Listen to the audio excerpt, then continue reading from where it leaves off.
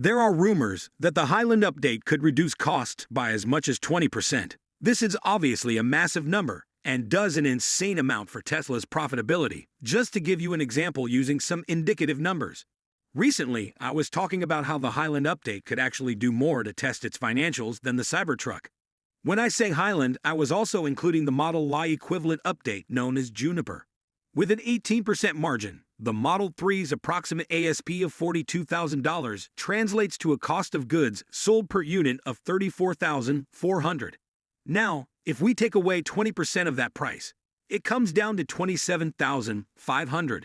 Yes, that's right, $27,000 to construct an attractive electric automobile. Presumably, in the US, we would see comparable cost reduction in Shanghai, which would indicate that the car's price is probably less than $25,000 in any case. A 20% cost reduction is about $7,000 for 3 months of production for a Model 3, at least in Apple Park. Given that many investors believe Highland will save over $5,000 in production, it is reasonable to assume that tests may use Model 3 castings, which would, incidentally, save a significant amount of parts and processes and drive up Model 3 margins to an absurd 35% just by saving $20. Since the car is so similar, and, as I mentioned earlier, does not use rear castings, consider how much Tesla has learned in manufacturing since 2017 and the millions of electric vehicles it has produced since then. They must have also learned about the market and what customers want.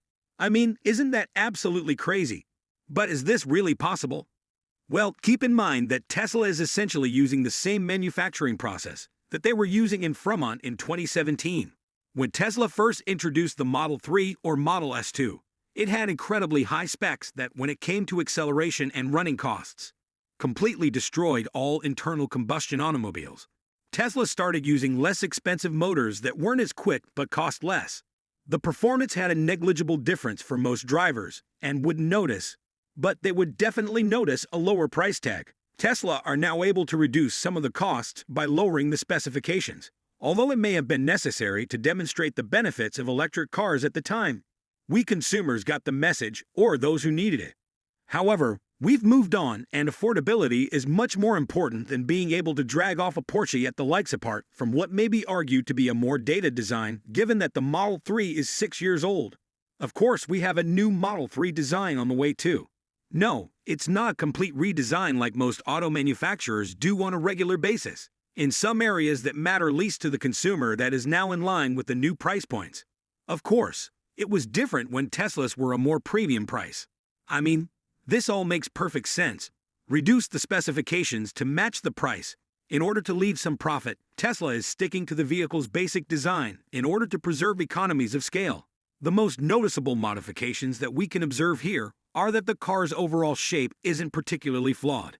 In fact, judging from the photographs we've seen, it does appear to age a car more than anything else.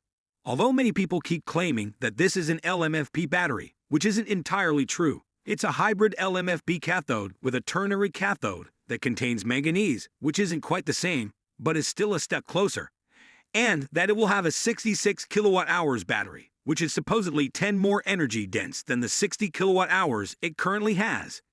If this is the case, it is a really big deal that is completely undervalued and not even close to valued into the stock price.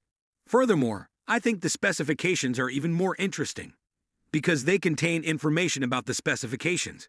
According to EPA, if Tesla introduces a new design with a longer range, demand will climb, driving up prices. When demand rises, Tesla will have to keep up with the new design. Supply and demand, along with a fresh price for market clearing. Legacy orders also do this, but more so at the dealer level. Since 300 miles or more of range in a vehicle is going to be very popular, if Tesla raises the price appropriately, the margins for the Model 3 could be enormous. Personally, I think Tesla's claim that it saved $20 on the Model 3 may be a little too good to be true. It is a significant amount, especially with the inclusion of structural battery packs and giant castings. If that had been the case, Tesla would have done that long ago. If not, perhaps the Gigapress waiting list is that long. Still, I believe Tesla would have managed. The Model Y factory in Shanghai is smaller than the Model 3 factory, but it produces much more. This suggests that the Model 3 supply could increase significantly leading to further economies of scale as the same factory produces perhaps 50 more vehicles.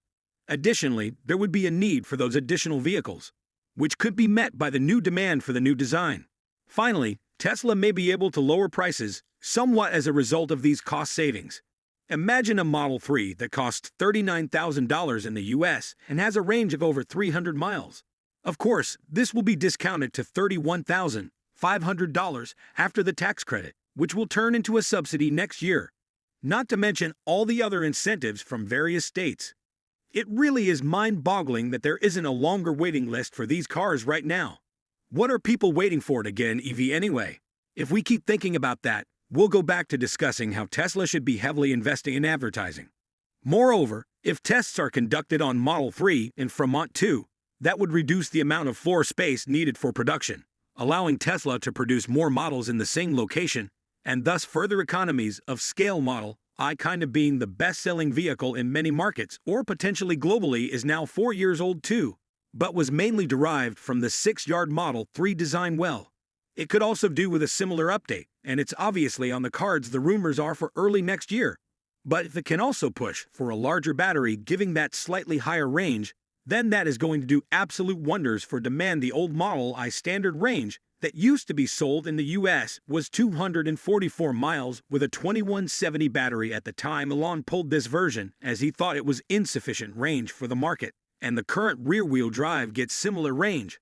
But a slightly larger battery can push this up to 270 or 280 miles of range. That's going to have a huge impact on demand for that car too. Not only that, it might also mean that Tesla will start to offer the rear-wheel drive version in the US again, which if I had to guess, might cost around $44,000 and have similar range to the 4680 all-wheel drive version. There would obviously be a ton of demand for this vehicle, and the margins should be good too.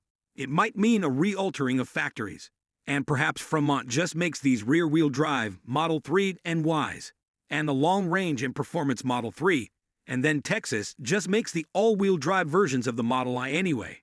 I think we more likely see something like $3,000 cost savings for the Model 3, which is actually less than 10%. However, I think there will be an increase in demand which may increase prices somewhat. I hope I'm being conservative here, but I'm trying to be realistic and removing hope from the equation as I truly attempt to be as objective as possible. Therefore, if this Highland update is going to have the specs that are rumored, then I believe it could increase the discrepancy of costs and price by 10%. Let's say it will reduce costs by $2,500 and increase prices by $1,500.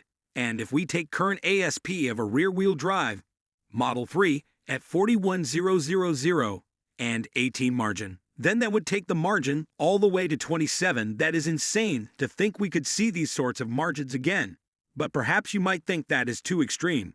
Well, just another example is if we reduce cost by $1,500 per vehicle and increase prices by only $500, then we're still hitting 23 margins. Then perhaps we might expect something similar again with a Model Y update. The downside is that we probably won't know these numbers because Cybertruck will be out and reducing margins as the capex for Cybertruck will go into COGS anyway. Let me know your thoughts on how much impact you think these updates might have on margins too. Thanks for listening. Please hit the thumbs up and subscribe. With the quantity we should be hitting around then, hopefully something like 500,000 units a quarter by early next year, if we're able to reach 23 margins. That's going to look really good when it comes to operating margins.